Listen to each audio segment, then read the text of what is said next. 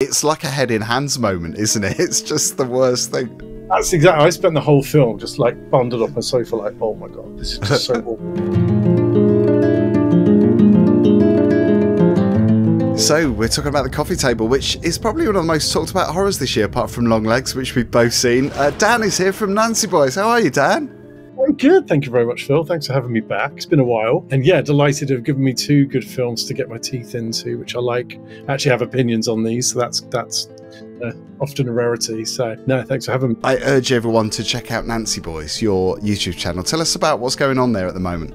Thanks. Yeah, I mean, it's still early days. It's been about a year and a half now that I've been doing it. It's predominantly horror film reviews because, as I said, I like an opinion, like to kind of talk about how I felt about stuff. But there's a kind of burgeoning content of like horror film location tours and other dark history and other bits of like London and kind of history of the UK. So it's building into something, but it's generally about dark stuff with a bit of an LGBT twist. It's really good. Hence the name. Very clever name, by the way. Yeah.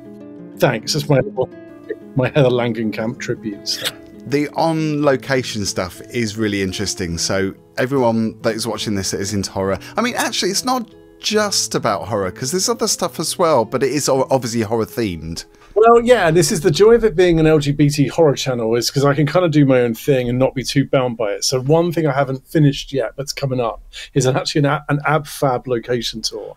So we did that last Sunday and I spent a good few hours researching exactly like where like any on location stuff was. It's really hard to find. Harvey Nicks. Harvey Nicks. We started off at Harvey Nicks. We had a little brunch at Harvey Nicks, and then we went into what actually is Holland Park. Like it's all filmed in Holland Park. So that's coming next. But yeah, 28 Days Later is my next big project, and I started that last summer. It's just taken a while to get round. Can't wait for all of that. I'll be there. I mean, I have to subscribe, so I'll get the notification. But we are talking about the horror film, The Coffee Table. I say horror film, it's kind of comedy as well. So it's very dark comedy. But it's, like I say, probably one of the most talked about horrors. Everybody I know that is talking about it online has said that it oversteps the mark of decency. It kind of crosses over those boundaries of what we shouldn't do and what you should do as filmmakers, I guess. Yeah.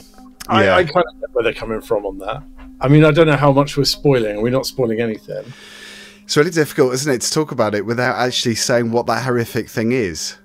I would say my call out would be if you haven't seen it and you're interested, I would say stop watching this now. Watch it again afterwards, obviously, but just go and watch it. Because I went in actually quite cold. A friend of mine just said, have you heard about this film? I'd seen it and thought, oh, I thought it was about a haunted coffee table. That's how ridiculous it was. I hadn't read properly. I thought maybe they buy a coffee table and it makes their lives go to shit, which it kind of does in a different way. And she said, no, Dan, it's so much more than that. So, yeah, I actually watched that on my own last week. So what can we talk about it? Well, I guess we can sum up the plot to begin with before it all gets grisly. I mean, it gets grisly pretty soon into the movie. But it is about Jesus and Maria. They're a couple that are going through difficult times. They're always arguing. They've got a new baby. The baby is quite pivotal to the film. I'm not saying anything else than that. Yes, quite pivotal is the word.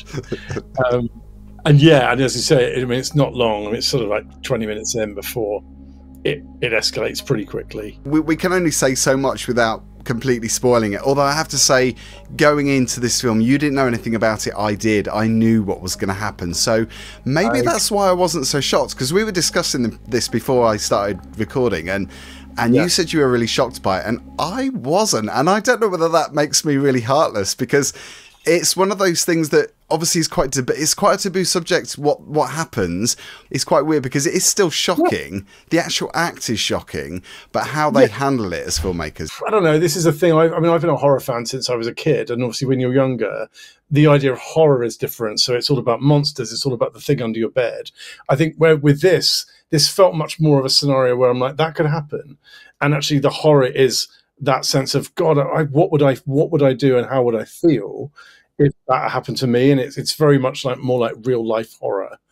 And I think you probably do need to go into it not knowing too much about it. Yeah, absolutely. I mean, I kind of wish that I had gone in not knowing, because maybe that would have made it more powerful. I'm not saying it's not a powerful movie, because I think it is, but I think the action itself is the worst thing you can imagine. But the actual moment of that accident isn't really shown in gratuitous detail, although the aftermath is quite gory and there's a lot of horrible stuff. But I think it's all to do with how you respond in that situation and how these two main characters respond. And also the comedy that comes in is very tragic, and you do laugh at that tragedy. I mean, that's my sense of humor. I laugh at tragedy. So absolutely. I mean, because they're kind of an awful couple, and there's a sort of joy in watching things unravel. And it's sad actually, because there are moments when you can kind of sense that they do love each other, and they've gone through quite a tough few years, and knowing that in the background of what's about to come to pass, and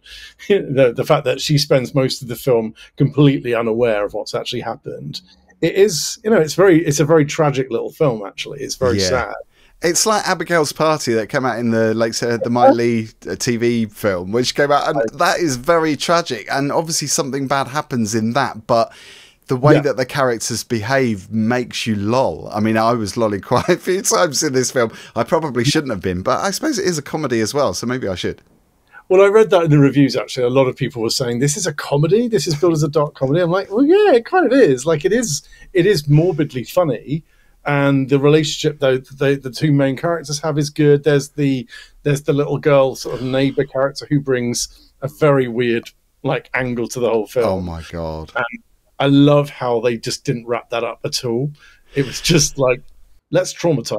It was a bit open-ended. I wanted something to happen there, and I was expecting it to be just a catastrophe on top of the other catastrophe, which would have made it just so much worse. That was probably my only criticism I had, was it kind of did just end with a like, well, yeah, there you go. Well, they all found out. I think it whimpered a little bit at the end. It didn't really have a big build, but it was almost like the elastic band was pulled back so tightly at that point in terms of, well, what can happen? I don't think anything could have satisfied the ending for me unless it had been like catastrophic. Got to talk about Maria. I mean, I don't know whether you thought this, but there's one scene where she's maniacal. I mean, she's laughing in such a crazy way. It reminded me of, was it Mercedes McCambridge that did the voiceover for The Exorcist?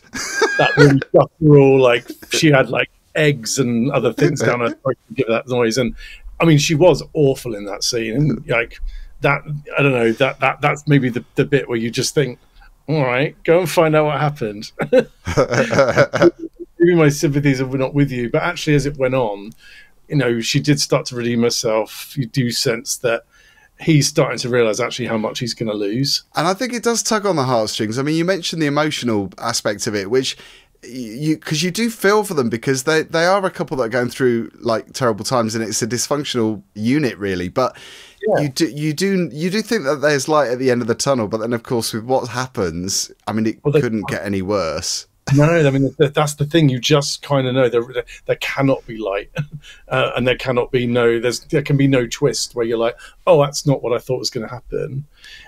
It was quite stark. I thought there's a scene early on where she's gone out shopping and she's just in a supermarket talking about IVF and the fact that they've worked so hard to get this kid, and it's just so tragic. It's so awful. Yeah, because you know what's happened, but obviously she doesn't. So it's like a head in hands moment, isn't it? It's just the worst thing. That's exactly. I spent the whole film just like bundled up on the sofa, like, oh my God, this is just so awful. And it's again exactly how I felt with Hereditary. I remember sitting in Hereditary and just sitting with my hands over my mouth for like an hour and a half, because it was just that level of tension. Let's talk about the performances quickly, because I think they're top notch in this. I really believed in the character. I mean, particularly the guy that plays Jesus as well, because he is really being put through the ringer. I mean, he's like obviously in the worst situation, and he's really acting that out. I mean, it's brilliant. Yeah, agreed. I thought he was great. I mean, you really sense that. Again, it goes back to how would I deal with this situation, and he deals with it how I would, which is just, oh my God, just keep this going. It was almost like, how could I just get a few more moments of like happiness out of life, knowing that at some point I'm going to ruin like at least 3 or 4 people's lives forever. It's awful. I mean, I'm laughing because I'm like the whole thing it was so tragic. But I think because of the way it was written, you could see the humour in it, even though like I say, it's just the worst thing ever. I'd be fascinated to know what it would look like if it was in an English language or was an American movie, because there's something about Spain, and actually the sort of the mood of a Spanish movie that lends itself to that dark comedy. And I've seen a lot of Spanish movies that have really thick, heavy themes, but kind of find a bit of like levity in it. And I feel like an American remake would just be, I could feel like it would be really overblown and really over emotional, and would miss all that. I don't know. Maybe I'm being judgmental about American Totally. movies. No, I agree. So what are you going to go for with star rating? It's out of 5. So was this something you enjoyed? Yeah, it is. I really enjoyed it. I think I gave it a 4 or 4.5 out of 5 on Letterboxd, with a caveat that I probably will never ever need to watch it again. There's a lot of films like that. It's really good, and the viewing of it was the thing for me. I don't like going back would just be perverse to. I kind of want to watch it with my boyfriend because I told him about it and I want to see his reaction. But I would never think like, oh, I'm going to throw on the coffee table for a laugh because it's. I was telling my other half about it as well, and he was saying what's it about, and I told him that what happens, and he's like, okay. That doesn't sound like fun. I haven't told Chris. I just told him about the like, Hereditary analogy because we love Hereditary. I was like, well, yeah, it's 5 minutes stretched out to 90 minutes of just pure tension and grief. Without being pedantic, we don't do half stars on Boys in Film. I mean, it's really difficult sometimes to narrow it down to 4 star, but I'm going for 4 because I did think it was brilliant. It was a great film. Same, I would go for 4. I thought it was really well made, really well done, very original, and absolutely something I don't need to see ever. Well summed up, Dan. Good to see you. We've got another one to do, which is going to probably drop just after this one, so that's Schlitter in the Woods. I think I'm pronouncing that right. It's a tricky one, don't get it wrong. See you next time. Thanks, Phil.